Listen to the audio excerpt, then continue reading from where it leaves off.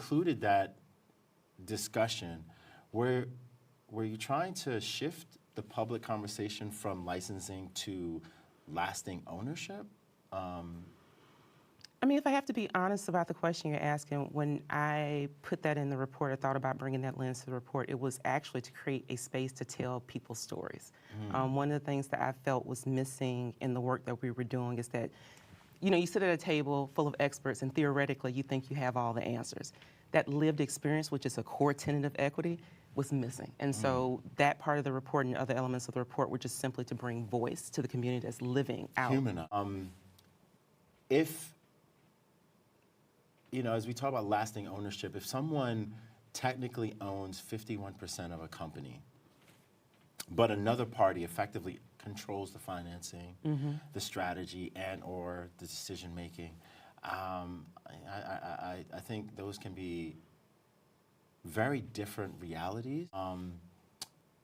You have in the report, and I think there was an image that we shot up there about that demographic, about the ownership, and you know, by race and ethnicity, where we have, you know, well over 50% of the C licenses are Black, you know, or of the diaspora owned.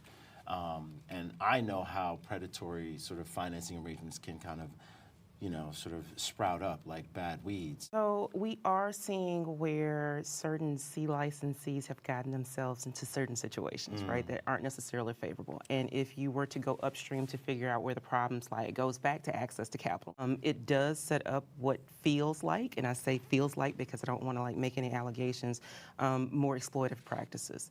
And in my mind, ownership means you have the autonomy to make full decisions about your business. And anytime that's missing, we have a problem. And so as an agency, I think we're now getting to the point where we're looking at some of these agreements, we're looking at some of these setups and saying, is this really lending itself to the equity that we dreamed of or dreamt of when the MRTA was written? And I can say emphatically, at least speaking from my perch, no.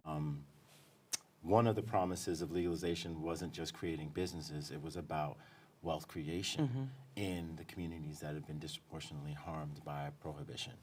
For me, it's about how do you create a system that perpetuates the ability to generate wealth, right?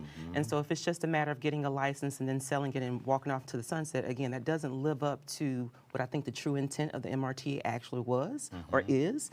And so like as an agency, as state government, like how do we create infrastructure that then just continues the cycle of you being able to generate an income, pass it on to your kids, rebuild your communities?